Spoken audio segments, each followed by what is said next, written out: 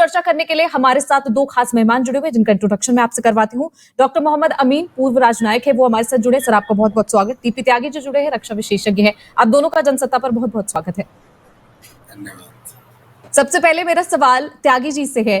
त्यागी जी, यहाँ पर देखिए जो वॉर है वो लगातार बढ़ता चला जा रहा है। आज 10वां दिन हो गया और जो हमले हैं वो बेहद ज्यादा बढ़ते चले जा रहे हैं। इजराइल ने अपनी तरफ से उत्तरी गाजा में रह रहे लोगों को कहा कि 5 घंटे का वक्त है आपके पास, आप वो जो पूरा इलाका है खाली कर दे। अब क्या ये समझे कि जब तक हमास का खात्मा नहीं हो जाता तब तक ये वॉर यूं ही चलती रहेगी? इसमें कोई शक नहीं है। ये बात इजराइल ने भी कही है और ये बात अमेरिका ने भी दोहराई है कि हमास का खात्मा करना ही होगा।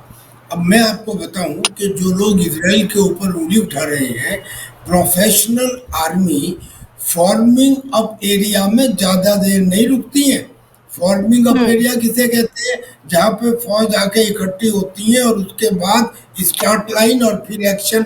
अब यहाँ पिछले 48 घंटे से गाजा का साउथ से लेके नॉर्थ तक पूरे 40 किलोमीटर के एरिया में उनके टैंक, उनकी आर्टिलरी, उनके हॉविट्जर्स, सारी चीजें तैनात हैं और ये करीब पिछले 48 घंटे से पोजीशन है। क्यों रोके हुए हैं ग्राउंड अटैक? इसलिए कि ज्यादातर लोग जो सिविलियंस हैं वो वहां से चले जाएं यानी कि सिविलियन कैजुअल्टीज ना हो। ये ख्याल कौन रख रहा है? ये रख रहा है इजराइल। ना रखा होता तो वो बार बार डेड लाइन को ना बढ़ाते। और दूसरा आर्गुमेंट ये कि ये जो जनता है गाजा पट्टी में, इसी जनता ने तो चुना है नॉर्थ गाजा में। किसने चुना है हमास को? इस जनता ने ही तो चुना है। और हमास को चुना है हमास की आतंकवादी गतिविधियों को देखने के बाद भी, और हमास को चुना है फतह को हराने के बाद भी। जो इनकी तरह से वैसी आतंकवादी पार्टी नहीं है। इसका मतलब कि कुछ हद तक पैलेस्टीनियन जनता भी जिम्मेदार है, क्योंकि तुम वैसा ही नेतृत्व करते हो जैसा होते हो, तो वो भी जिम्मेदार है और इजराइल उनको मौका दे रहा है निकलने का। तो इसमें ये कैसे इल्जाम लगाया जा सकता है कि इजराइल के ऊपर मानव अधिकारों को नष्ट करने का या उन्हें कुचलने का आरोप है? मैं इस आरोप से सुसंगत नहीं हूँ, इससे एग्री नहीं करता। अब दूसरी बात, ये जो डर कि साहब हम जो है इजराइल की सेना के लिए बहुत आसान नहीं होगा ग्राउंड अटैक करना। दो बात समझ ले, जो हमास है मान लिया कि वो 1987 का हमास नहीं है। ईरान ने और सीरिया ने और देशों ने उसे मजबूत बना दिया है, उन्हीं के चंदे पे चल रहा है। लेकिन इधर इजराइल ने क्या तैयारी है? बंकर बस्टर बम है। मान लिया कि वहां पे 500 से ज्यादा सुरंगें हैं, कई हजार किलोमीटर लंबी हैं, उनका जाल बिछा हुआ है। लेकिन जाल जहां खुलता है, सुरंग जहां खुलती है, वहां पे मल्टी स्टोरी बिल्डिंग, उस मल्टी स्टोरी बिल्डिंग को एयर बम्बार्डमेंट करके पहले ही गिरा दिया गया है। अब उस सुरंग के आगे वो बिल्डिंग नहीं है और सुरंग में बंकर बस्टिंग बम मंगा लिए गए हैं और बंकर बस्टिंग बम में डिले फ्यूज लगा होता है, 1 टन से ज्यादा के होते हैं। जब इनको डालते हैं तो ये सुरंग में घुसते हैं अंदर और घुसने के बाद एक्सप्लोड करते हैं। टकराते ही एक्सप्लोड नहीं करते, सिंक करने के बाद करते हैं। लिहाजा उन सुरंगों को तोड़ना, उन्हें कंट्रोल करना कोई बहुत बड़ी बात नहीं है। लिहाजा मैं नहीं समझता कि अब ये वार ज्यादा दिन तक चलेगा। और दूसरी बात, लास्ट बात, कि अगर ये चलता भी है तो अगर इसमें ईरान, मैं एक ही देश का नाम ले रहा हूँ, हालांकि सऊदी अरेबिया भी है, टर्की भी है, सीरिया भी है, लेबनान भी है, लेकिन केवल ईरान मदद तो कर रहा है, बोल तो रहा है, भाषण तो दे रहा है। लेकिन अगर उसने सैन्य ताकत दी तो अमेरिका ने जो अपने एयरक्राफ्ट कैरियर लाके रखे हैं मेडिटेरियन में, वो हमास के लिए नहीं है, वो ईरान के लिए है। अगर ईरान ने किया तो अमेरिका आएगा, अमेरिका आएगा तो रशिया आएगा। इसका मतलब फिर तीसरे वर्ल्ड वार का प्रारंभ आप मान लीजिए। त्यागी जी ने जो सवाल उठाए यहाँ पर अमीन जी, उसी पर मैं एक सवाल करती हूँ कि यहाँ पर अगर जो जंग है वो आगे खिंचती है, हालांकि यहाँ पर त्यागी जी ने कहा कि जंग ज्यादा दिन खिंच नहीं पाएगी, लेकिन अगर खिंचती है तो जानकार भी ये बात कह रहे हैं कि तो तमाम चीजें जिस तरह इजराइल आक्रामक होगा, जैसे जैसे हमास पर जितने भी इस्लामिक जो देश है वो अपने मतभेद भुलाकर एक झंडे के नीचे आते नजर आ रहे हैं, तो जानकारों को यह साफ तौर पर कहना है कि ईरान से मुकाबला करना थोड़ा ज्यादा मुश्किल हो जाएगा। देखिए, कल मैं देख रहा था जो उनके एयरक्राफ्ट आए हैं और उनके जो ड्रोन आए हैं और उनकी मिसाइलें आई हैं, इसके पीछे देखिए जो प्रदर्शन किया जा रहा था कल ईरान में, तो वो देखने को मिला।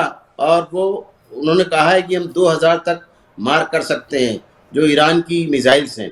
आप देखिए जो दूरी कितनी है, ईरान से अगर दूरी है इजराइल की तो 1000 किलोमीटर की, उनके पास डबल मार के हथियार मौजूद हैं। उसके बाद आप देखिए ये कहा जाता था कि हमास को ही मिटा देंगे, और उधर से इजराइल ने कहा कि हम हमास को मिटा देंगे और हमास ने कहा हम इजराइल को मिटा देंगे।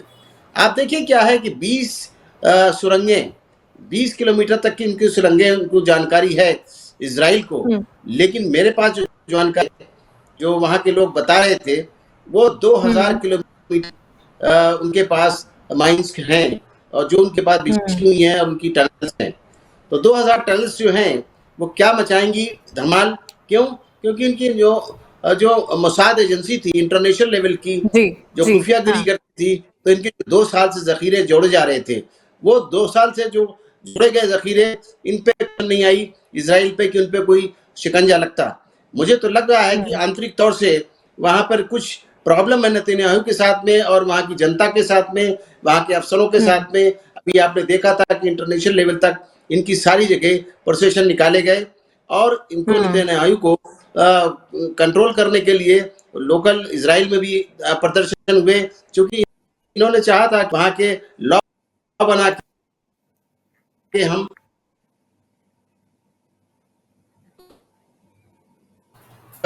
जिस बहुत ही करने के लिए इस तरह से सिंपैथी लेना चाहते हैं कि हम हमास को मिटा देंगे। आपको मैं आज बता दूं, इस बात का खुलासा कर दूं, इन सबको मालूम है, कोई मेरी लुका छुपी बात नहीं है कि हमास जो है पीएलओ के अगेंस्ट ट्रेन किया हुआ इजराइल का ही बीज है, जो आज बढ़ के पेड़ बन गया है, इनके लिए नासूर बन गया है। और हमास ने ये जो बदला लिया है वो मई 2022 में जो इन्होंने निहत्थे लोगों पे, बच्चों पे, मस्जिद के अल-अक्सा मस्जिद के अंदर जाके फायरिंग की थी बुरी तरीके से और उनको अरेस्ट किया था और मारा पीटा था, उसका नतीजा इनको दिया है। आज कोई आज की बात नहीं है, आप बात कर लीजिए 1967 से लेकर 93 तक। आप निहारिका जी आप देखिए जो ये इस तरह की बातें करते हैं, इन्होंने क्या किया कि 2007 में भी ये लड़ाई लड़ी, 2008 में भी लड़ाई लड़ी और फिर इनको वापस अपनी जमीन पे जाना पड़ा। देखिए अब अमेरिका ने भी क्लियर कट कह दिया है कि इसमें जो अगर ये सोचा जाता हो कि ये इस तरह से गाजा को खाली करा लेंगे और ऑक्युपाइड जो फलस्तीन का एरिया है उसको कर लेंगे, उस पर अमेरिका ने कह दिया है कि जमीन को ऑक्युपाइड नहीं करेंगे और नहीं करना चाहिए, नहीं उसूल के हिसाब से है। आप देखिए जहां तक सवाल है यूक्रेन के राष्ट्रपति, वहां के जो प्रधानमंत्री हैं, वहां पर भी ये देखिए वो यहूदी हैं और उनका रशिया से लड़ाई झगड़ा चल रहा है और अभी तक आसान नहीं हुआ। उसके पीछे भी अमेरिका था।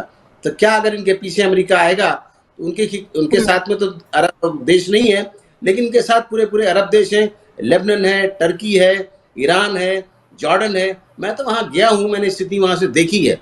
ये जो डोम है जिसको कहते हैं इस्लामिक डोम, वो डोम और वहाँ पे क्रूस और यहाँ पे ग्रेट वॉल, ये तीनों ही आज का किस्सा नहीं है, ये बात 1917 का किस्सा है, जबकि समझौता हुआ था और हेरिटेज के नाम पे तीनों लोगों के लिए कहा गया था कि मास के बाहर जो है सिक्योरिटी रहेगी इजराइल की और ग्रेट ऑफ वॉल रहेगी इनके पास। लेकिन अमीन जी ये चाहे जिस चीज की भी बात हो, लेकिन हमास ने जिस तरीके का हमला किया है, जिस तरह की बर्बरता यहाँ पर फैलाई है, उसका जवाब तो इजराइल बेशक देगा। अगर खुदा ना खास्ता कल को हमारे देश पर कोई हमला होता है तो हम ये थोड़ा ना सोचेंगे कि जो पड़ोसी देश है उसे नुकसान पहुंचेगा या गाजा में कितने हमें कवर करनी चाहिए। निहारिका जी एक चीज और मेंशन कर दूं कि स्टार्टिंग में जब ये हमला किया हमास ने, उसको किसी ने भी अच्छा नहीं बताया, इवन हमारे देश ने भी नहीं बताया, और ये कहा कि अनह्यूमन था, ये अलोकतांत्रिक था और इतना बड़ा हमला किया गया जिससे कि वहां पे बूढ़े बच्चे जवान सभी मारे गए। उन्होंने होस्टेज किया लोगों को,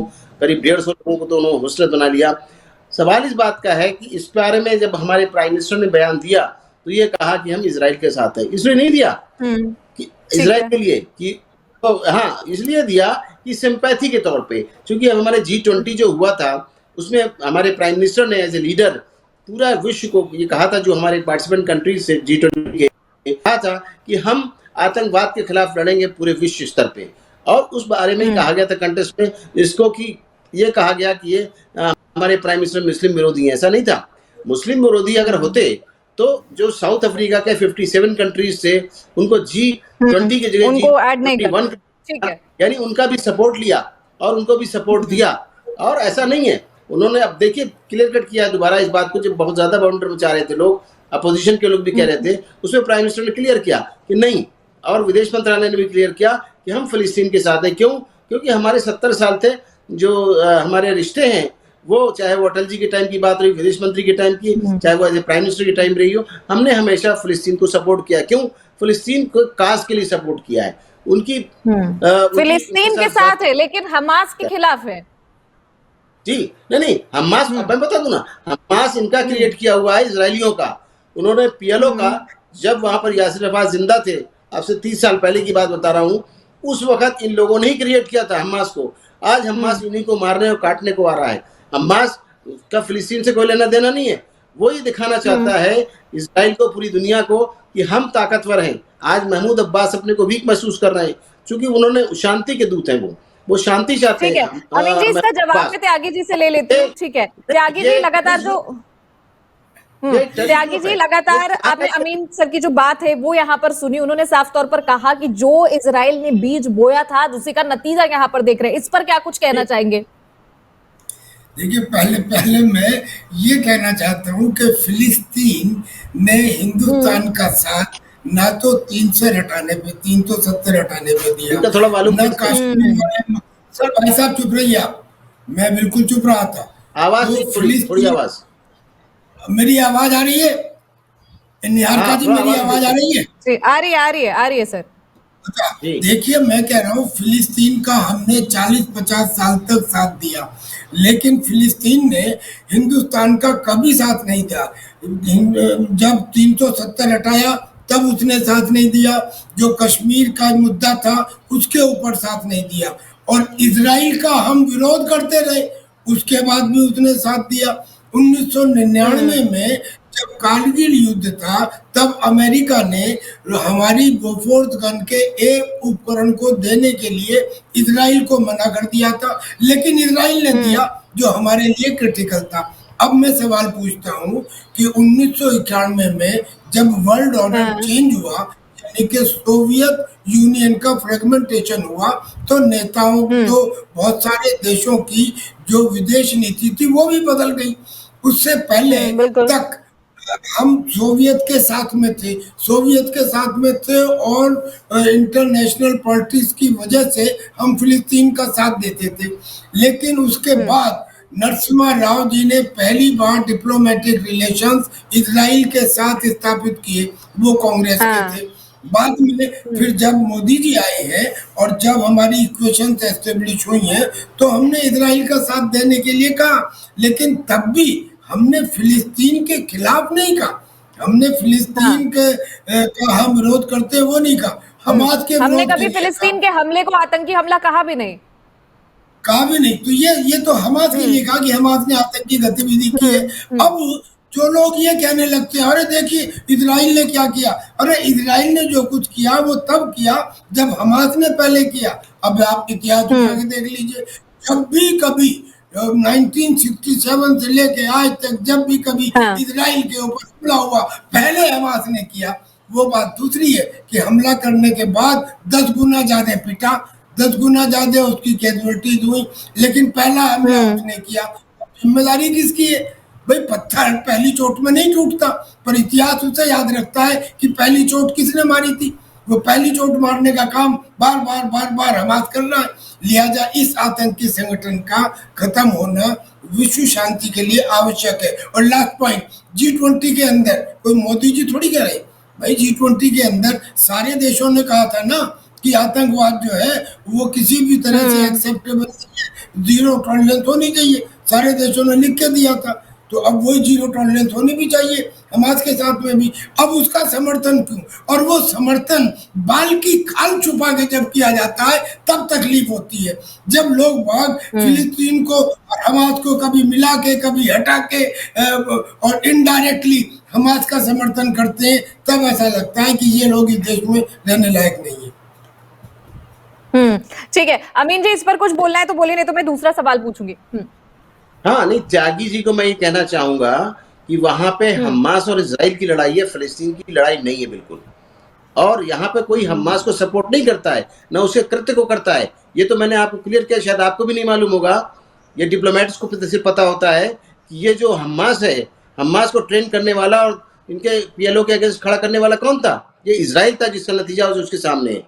जी ठीक है। बताइए। यहाँ पर बार बार अमीन जी जो पैदा करने वाला कौन था? इंदिरा गांधी थी। उसी ने इंदिरा गांधी को मारा। तो ये इस बात को छोड़ो कि किसने क्या किया, लेकिन मुझे ये बता दीजिए कि क्या हमास फिलिस्तीनियों का समर्थन नहीं करता? क्या फिलिस्तीनियों ने हमास को नहीं चुना? और अगर हमास को चुना तो उन्हें अलग कैसे कर सकते हैं कि साहब हम जो है हम तो हमास की बुराई कर रहे लेकिन फिलिस्तीन को सपोर्ट कर रहे? तो कैसे कर सकते हैं? They are the part. क्या हिंदुस्तान की सरकार को हिंदुस्तान के लोगों से अलग किया जा सकता है? मुझे बता दीजिए। क्योंकि फिलिस्तीन ने अभी तक अमीन जी कोई भी ऐसा स्टेटमेंट नहीं दिया कि हम हमास से कोई रिलेशन नहीं रखते या फिर वो इजराइल से आए और हम जो हमले हुए हैं उसका सपोर्ट नहीं करते। इस तरह की तमाम बात अभी तक फिलिस्तीन ने नहीं कहा। अगर वो करेगा तो तमाम कंट्रीज उनका रुख भी बदल जाएगा उनको लेकर। नहीं, सवाल इस बात का है कि हमास जो है वो दिखाना चाहता है अपनी पावर, मसल पावर, और इस तरीके से महमूद अब्बास से वो वहां की सत्ता लेना चाहता है। ये भी उसके पीछे राज है। ऐसा नहीं है अकेला काम हो रहा है। तो महमूद अब्बास इस वक्त परेशान है कि करें क्या करें। और ये खड़ा किया गया था पीएलओ के, जब ये यासिर अराफात ने स्टार्ट किया था मूवमेंट, उस टाइम इसको खड़ा किया गया था इसके सामने। ये इजराइल की कृत की हुई है, इजराइल ने किया इसको। जी ठीक है त्यागी जी, मेरा अगला सवाल आपसे ये है कि यहाँ पर बाइडेन जो है वो बार बार ये चीजें दोहरा रहे कि गाजा पट्टी पर हमला या फिर उसको कब्जा करना बाद में इजराइल को ज्यादा भारी पड़ सकता है। इस तरह की बातें वो कई बार कह चुके हैं और चेता रहे हैं बार बार। अभी अमीन जी भी ने ये चीज दोहराई कि जो बाइडेन है वहां पर बार बार कि गाजा पट्टी, मैं आपको आज बता रहा हूँ, जमीनी लड़ाई में बिल्कुल नहीं इनको जीत मिलने वाली है। इजराइल को इसके ईरान ने बिल्कुल कह दिया, फॉरेन मिनिस्टर ने कहा है, और इस बात में यूएस ने भी कहा है। इस तरीके से नहीं चलेगा कि वो इस तरह कब्जा जीत मिले ना मिले, लेकिन कोशिश तो, हाँ जीत मिले ना मिले, लेकिन कोशिश तो जो कोई कंट्री है वो पूरी करेगा। ठीक है त्यागी जी बताइए इस पर। ये जमीन लड़ाई में जीतने वाले नहीं है इजरायली, ये मैं बता देता हूँ। मोहम्मद अमीन साहब, कल को क्या होगा ये तो ना आप जानते ना हम जानते। उन्होंने एक सवाल पूछा कि अगर जीत मिलती, उन्होंने एक सवाल पूछा कि अगर जीत मिलती है तो अमेरिका ने ये कहा है कि इजराइल का गाजा पट्टी के ऊपर अधिकार करना या उसे कब्जे में लेना गलत होगा। उन्होंने सही कहा। त्यागी जी से मैं जानना चाहूंगा एक बार को कि आफ्टर ऑल उसका क्या ध्येय है। बार बार यहाँ पे जब ये बसाया गया था उसका क्या स्थिति थी 1917 में, उसके बाद कहाँ तक बढ़ता चला गया, किस तरह कब्जा करता चला गया। तो क्या किसी घर पे आप कब्जा करेंगे तो रिटेलिएट नहीं करेगा? मुझे जवाब चाहिए आप त्यागी जी। जी तो वही तो इजराइल भी कर रहा है। अगर आप रिटेलिएट की बात कर रहे हैं, तो इजराइल भी तो वही कर रहा है ना। आपने हमला किया, उनकी महिलाओं के साथ, बच्चों के साथ बर्बरता की, तो वो रिटेलिएट कर रहा है। उसको हमने अच्छा नहीं बताया, खराब बताया है हमास के स्कृत को। to do many things is to do one at a time। That is argument। एक करके आपने जो पहला पॉइंट जो अभी निहारिका जी ने पूछा, वो ये पूछा कि अमेरिका का ये कहने में क्या उद्देश्य है कि इजराइल गाजा पट्टी के ऊपर कब्जा ना करे। तो ये बात अमेरिका सही कह रहा है। मेरा कहना क्यों है, इससे पहले जो कुछ हुआ वो गलत हुआ, सही हुआ उसे छोड़ो। अब नहीं कब्जा करना चाहिए, हमास को खत्म करना चाहिए, एग्रीड। कब्जा नहीं करना चाहिए। क्यों नहीं करना चाहिए? क्योंकि अगर अब इजराइल अपनी ताकत के बदले या कुछ सरकमस्टांसेस के बदले या अमेरिका के आने की वजह से अगर इसके गज्जा पट्टी के ऊपर, गाजा पट्टी के ऊपर अधिकार कर लेता है, तो फिर परमानेंट पीस की चांसेस हमेशा हमेशा के लिए खत्म हो जाएंगे।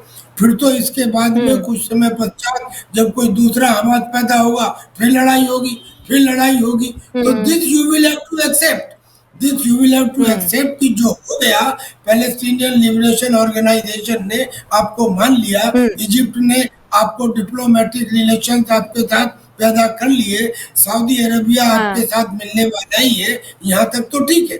लेकिन अगर आप गाजा पट्टी के ऊपर कब्जा करते हैं तो फिर परमानेंट पीस के बारे में भूल जाइए। फिलहाल टेम्परेरी आपको विक्ट्री मिल सकती है, लेकिन आने वाले समय में ये बात फिलिस्तीनियों के दिल में खटकती रहेगी और वो कभी शांति से नहीं बैठेंगे। लिहाजा ये सुझाव अमेरिका का हम समर्थन करते हैं।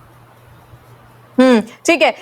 यहाँ पर सुना अमीन जी, उन्होंने कहा कि अगर पीस की अगर आप कहीं से भी उम्मीद कर रहे हैं तो ये बात भूल जाइए कि आप गाजा पट्टी पर अगर यहाँ पर कब्जा कर लेते हैं किसी भी तैश में आकर या ज्यादा आक्रामक होकर, तो आपके लिए वाकई जो ये चीज है वो बाद में सही साबित नहीं होगी। इस पर क्या कुछ कहेंगे? और साथ ही यहाँ पर जो लगातार चीजें चल रही है उसको लेकर भी, क्योंकि गाजा पट्टी के आसपास जो लोग हैं उनको 5 घंटे का समय दिया और उसके बाद ये साफ तौर पर कहा गया कि जो हमले हैं वो और तेज हो जाएंगे।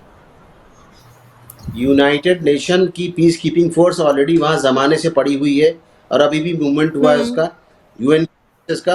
अब बात देखिए, बात है यूक्रेन और रशिया की लड़ाई की, उसमें भी हमारे सामने अमेरिका आ रहा था। अमेरिका की जो डुअल पॉलिसी है वो हर डिप्लोमेट जानता है, इस बात को पूरी दुनिया जानती है कि यही अमेरिका है जो हमसे कुछ बात करता था और पाकिस्तान में जाके उसको हथियार और पैसे सप्लाई करता था। ऐसा नहीं है, उसकी जो डिप्लोमेसी है वो एक्चुअली उस सेक्टर में घुसना चाहता है, इसीलिए उसने उसको हमेशा फिर फॉरेन फोर्स भेज है। यूक्रेन के साथ तो नहीं डायरेक्ट भेज दिया, इनडायरेक्टली भेज रहा है वो। और यहाँ पर जो है पूरे गल्फ अपने कब्जा करने के चक्कर, पूरा इन्वाइव करने के लिए उसने अपना शिप भी भेजा, वार के जो इक्विपमेंट्स हैं वो भेज दिए, अपने भेज दिए। ये सब क्या है? ये दर्शाता है दुनिया, लेकिन इस बात को देख रहा है रशिया, उधर से चाइना देख रहा है, उधर से आप पाकिस्तान तो इस हैसियत में है नहीं, लेकिन आप देखिए टर्की भी देख रहा है, लेबनान भी देख रहा है, जॉर्डन भी देख रहा है। आप देखिए अगर ये फ्रंट कई जगह से घुस गए, ईरान ने कल क्लियर कट कहा है उनके फॉरेन मिनिस्टर ने कि अगर इससे जो लोग जाएंगे नहीं और अगर इस तरह की हरकत की जाती है, उनको किया जाता है इधर से उधर, तो उसके लिए बड़े बड़े परिणाम होंगे जिसको दुनिया देखेगी। तो देखिए अब बहुत दिनों से बैठा हुआ भी अपने हथियार को टेस्ट करने के लिए, तो उसके लिए इससे बढ़िया कोई मौका नहीं है। अपने हथियार टेस्ट कर ही रहा है, आप देख लीजिएगा। और इस मामले में ऐसा नहीं, यूरोपियन यूनियन के कुछ कंट्रीज भी हैं जो फिलिस्तीन के साथ खड़े हुए हैं। ये एक बहुत सोचने समझने की बात है, ये एक इंटरनेशनल मामला है। इसमें हिंदुस्तान को और हिंदुस्तान में अंदर खाने हमको जिसे सुनने को मिला कि अलीगढ़ मुस्लिम यूनिवर्सिटी में प्रोसेशन किया गया फिलिस्तीन की फेवर, ये सब हमारा गलत है।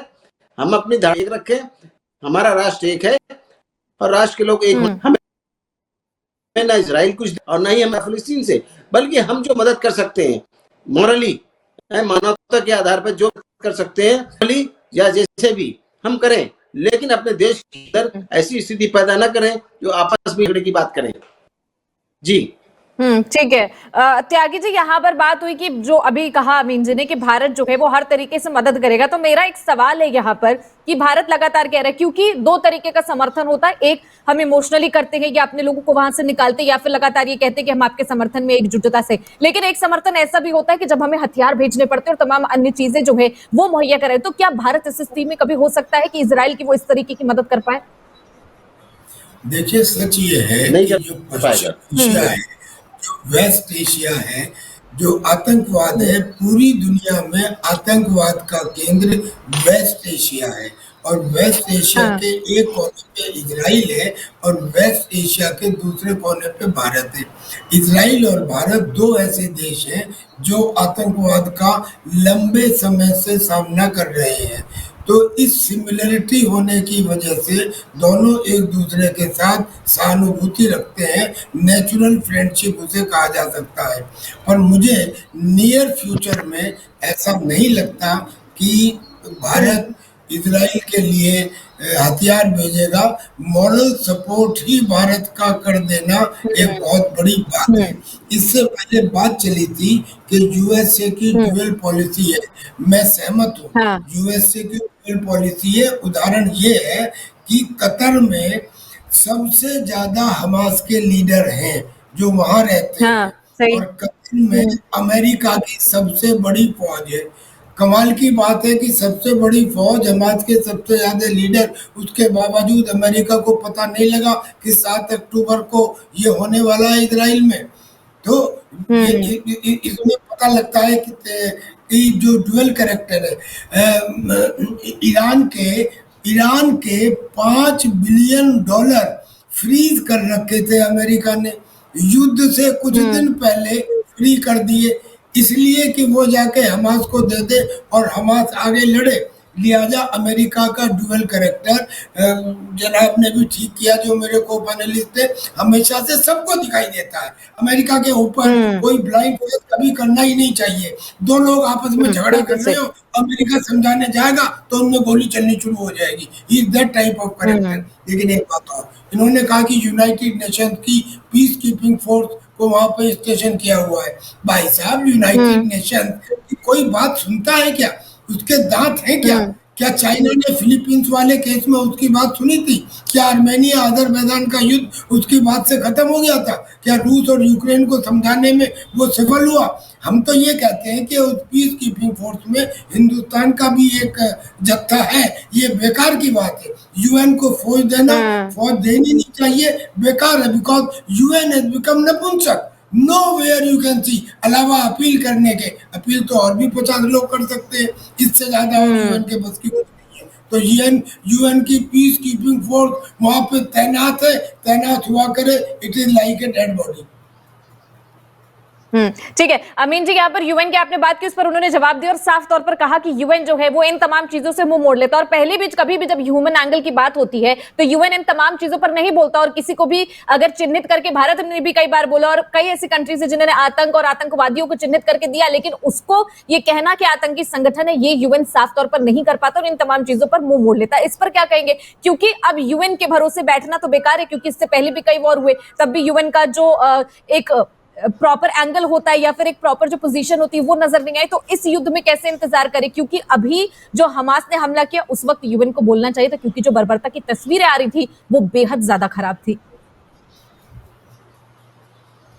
देखिए, जहां तक सवाल यूनाइटेड नेशन का, यूनाइटेड पॉलिसी के तहत चलता है तो ज्यादा उम्मीद नहीं करनी चाहिए। दूसरी बात, आप सिक्योरिटी इंटरनेशनल काउंसिल की बात करिए तो देखिए उसका भी क्या स्टेटस रह गया है। चाहे वो इंटरनेशनल लॉ हो, उसका भी कोई स्टेटस है नहीं, जिससे कि ये कोई, ये नाम मात्र को है, सेरेमोनियल टाइप के बने हुए ऑर्गेनाइजेशन। ये कभी डायरेक्टली इन्वॉल्व नहीं होते, ना किसी की डायरेक्ट मदद करते हैं, क्योंकि हर कंट्री से इनको सपोर्ट लेना होता है, तभी इनके ऑर्गेनाइजेशन चल रहे हैं। चाहे यूनाइटेड नेशन हो, चाहे इंटरनेशनल सिक्योरिटी काउंसिल हो, चाहे इस तरह की बातें हैं। लेकिन मैंने इस बात को पहले ही कहा, इस बात को त्यागी जी ने भी एग्री किया कि जो अमेरिका की पॉलिसी हमेशा डुअल पॉलिसी रही है। अभी वो क्या करेगा कि यहाँ पे अपने हथियार टेस्ट करेगा। उधर से देखिए कि अब ईरान की बात है, ईरान भी अपने हथियार टेस्ट करने के मूड में लगा हुआ है। ये हमेशा होता आया है और इन लोगों ने दूसरे की जमीन पर अपने हथियार टेस्ट किए हैं और उसका जिस तरह अफगानिस्तान में किया टेस्ट, अभी आप देखिए ये कुछ टेस्टिंग चल रही है इनकी वहां पर आपको यूक्रेन में। ये क्या है? यूक्रेन के लिए भी कह रहा था कि हम आ रहे हैं, क्यों नहीं किया भाई? अगर वो इस पोजीशन में है तो आके बम्बार्डिंग करे, क्यों नहीं किया उसने? उन्होंने पुतिन को भी, जैसे हमास की बात कर रहे हैं ऐसे पुतिन को भी कहा कि वो इनके ऊपर केस चलना चाहिए, मर्डर केस, इंटरनेशनल लॉ ने कहा है। लेकिन ऐसे नहीं है। मैं क्लियर कट बता रहा हूँ, ये डिप्लोमेटिक स्तर है, डिप्लोमेटिक तरीके से होता है हल। और बात कहना तो हमास का कि हम मार देंगे, ठीक है, लेकिन कैसे मार देंगे? हमास वहां है ही नहीं। ये तो कहते रहे इस बात को। उनके जो, आपको मैं बता दूं, ये त्यागी जी भी समझते होंगे इस बात को, सिक्योरिटी के आदमी है ये, कि उसके जो विद इन 500 जो लड़ाके हैं टॉप क्लास के, जो उसके सराउंडिंग्स में रहते हैं, वो वहां से है ही नहीं और वो कहीं और से ऑपरेट कर रहे हैं। मैं आपको आज बता रहा हूँ, किसी और कंट्री में हमास बैठा होगा, वहां तो नहीं बैठा मरने के लिए। ठीक है, अमीन जी से संपर्क, हाँ ठीक है, बोलिए। त्यागी जी बताएंगे इस बात को कि देखिए क्या वहां मौजूद होगा वो जिसको बात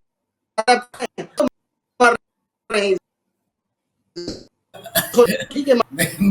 मैं बता चुका हूँ उसको कि टारगेट हमास के आप लोग करते हैं काम को टारगेट कर सारा कर दी, ये सब क्या है? What is that? मैं नहीं समझता हूँ कि कुछ इस तरह की बातें होने वाली है। और जमीनी लड़ाई में मैं आपके लिए बता रहा हूँ, हालात है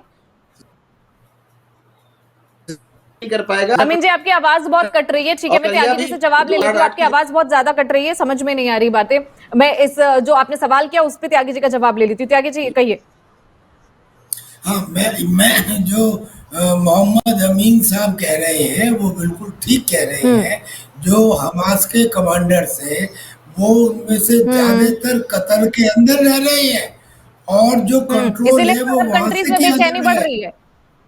हम्म जी हाँ, वो कतर में रह रहे हैं। तभी तो मैं आपको बता रहा था अभी पहले कि कतर में उनके ज्यादातर कमांडर हैं और कतर में ही हाँ अमेरिका का सबसे बड़ा मिलिट्री बेस है। अब जब अमेरिका का हाँ सबसे बड़ा मिलिट्री बेस हुआ, कतर के सबसे ज्यादा कमांडर हुआ, फिर ऐसा कैसे हुआ कि अमेरिका को पता नहीं लगा कि हमास क्या करने वाला है?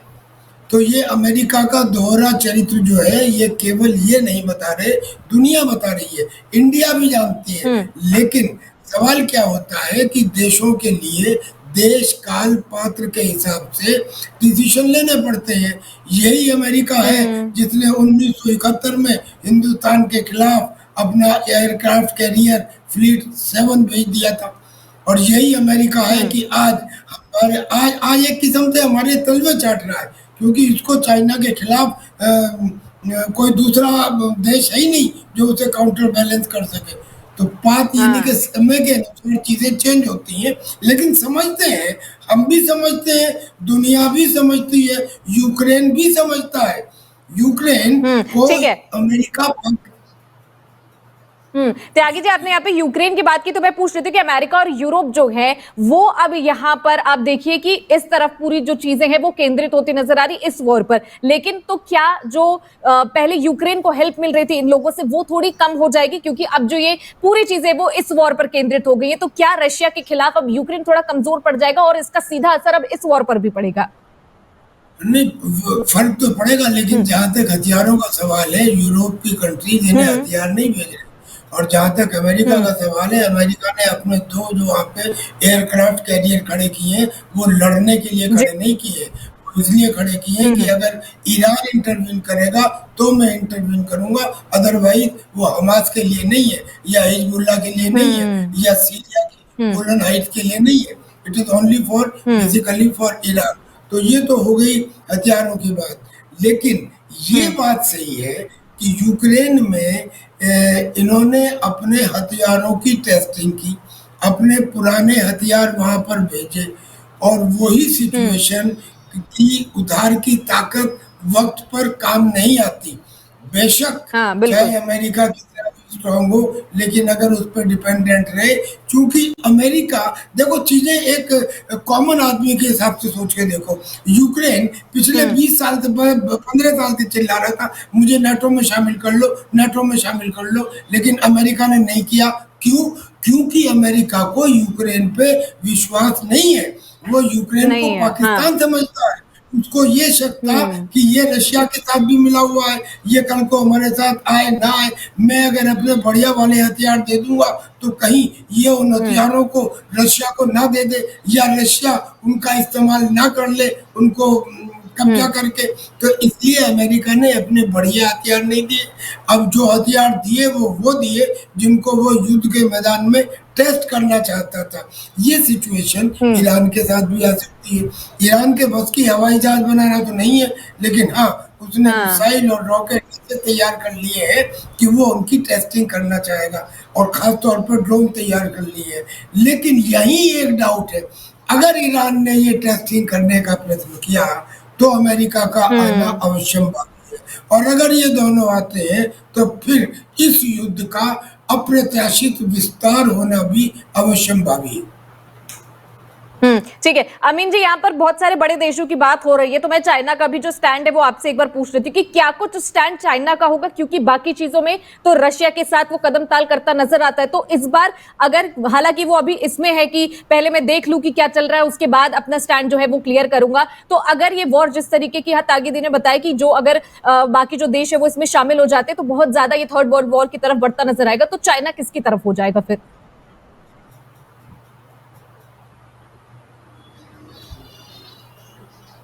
अमीन जी, आपको मेरी आवाज आ रही है? आपको मेरी आवाज आ रही है? जी बोलिए बोलिए। हाँ हाँ हाँ जी।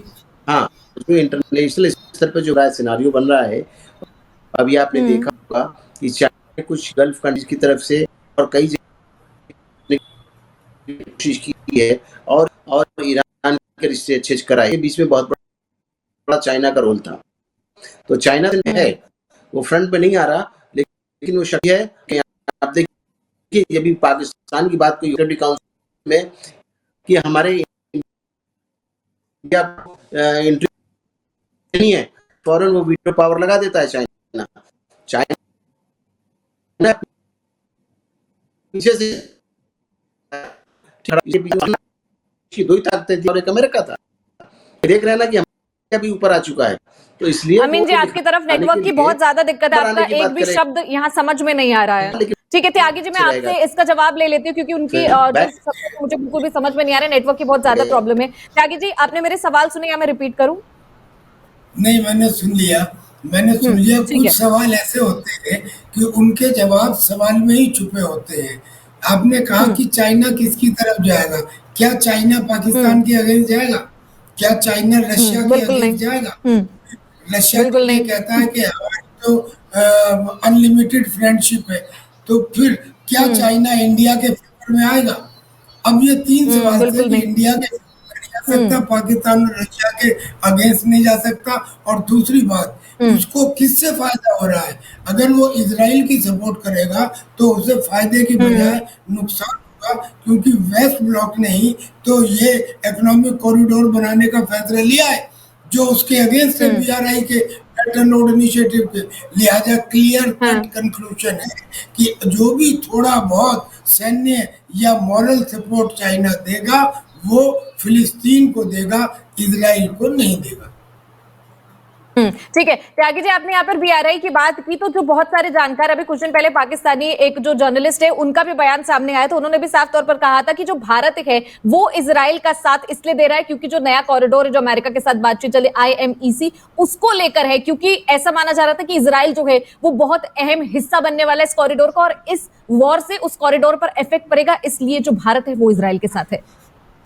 निहारिका जी, आपने खुद ही उत्तर दे दिया, I to you too, and now I too means Israel India, you too means USA और UAE। तो बस इसलिए भारत इजराइल का साथ केवल इसलिए नहीं और पुराने समय से भी दे रहा है, बिकॉज ये इन्होंने हमारा कश्मीर में साथ दिया है, इन्होंने हमारा कारगिल में साथ दिया है, और हम दोनों आतंकवाद के सताए हुए हैं। हमारी जब प्रॉब्लम एक जैसी है तो फिर हमारी मित्रता भी एक जैसी होगी। तो इसलिए इजराइल का साथ देना हमारे लिए नैसर्गिक है और स्वाभाविक है। और कोई क्वेश्चन हो तो पूछना। अमीन जी, आपको मेरी आवाज आ रही है? आपने ये सवाल सुना, अगर आप इसमें कुछ ऐड करना चाहे तो कर सकते, एक बार कोशिश करते, शायद आपकी आवाज आ रही हो। जी, ऐसा है, नेटवर्क की प्रॉब्लम थी, शायद आपको नहीं आ रही होगी मेरी आवाज। आ रही है? हाँ जी, आ रही है जी। देखिए, ऐसा है कि हमारा जो भारत है, भारत अब विश्व गुरु बनने की स्थिति, इकोनॉमी के मामले में भी आप देख लीजिए कि 3rd पोजीशन पे आ चुका है।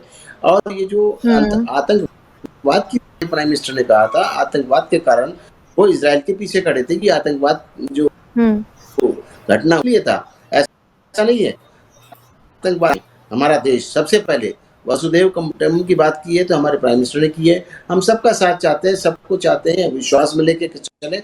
इसे हम फिलिस्तीन के साथ भी हैं, लेकिन जो आतंकवादी गतियां उसके साथ हमारा देश नहीं खड़ा, हम उनके पीछे खड़े हैं। इस तरीके से ये स्टेटमेंट देखा जाना चाहिए। ये किसी जातिवाद के तहत नहीं, ये किसी कंट्रीवाद के तहत नहीं, क्योंकि हमारे कंट्री के बड़े अच्छे रिश्ते हैं गल्फ कंट्रीज से भी, सऊदी अरब से भी, और अमेरिका पे हम विश्वास उतना नहीं कर सकते जितना हम करते आए हैं। आपको ये ठीक है इनका कहना, त्यागी जी का, कि उसने हमारा यहाँ साथ दिया, वहां साथ दिया, लेकिन ये कब पलट जाएगा ये किसी को पता नहीं।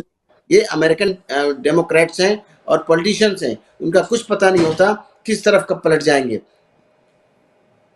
अमीन जी, चाइना वाले स्टैंड पर अगर आप कुछ बोलना चाहे तो ठीक है, नहीं तो मैं ये जो चर्चा है वो समाप्त करूं। मैंने पूछा था कि चाइना का जो स्टैंड है वो क्या होगा, हालांकि त्यागी जी ने जवाब दिया, लेकिन अगर आप कुछ ऐड करना चाहे तो।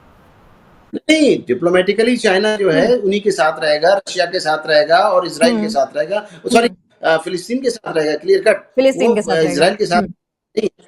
क्योंकि उसको पाकिस्तान का साथ चाहिए, पूरे गल्फ कंट्रीज का साथ चाहिए। वो हमेशा अगर जाएगा तो फिलिस्तीन के साथ जाएगा, न कि इजराइल के साथ में जाएगा। ठीक है। अमीन जी और त्यागी जी, आप दोनों का जनसत्ता पर जुड़ने के लिए बहुत बहुत शुक्रिया।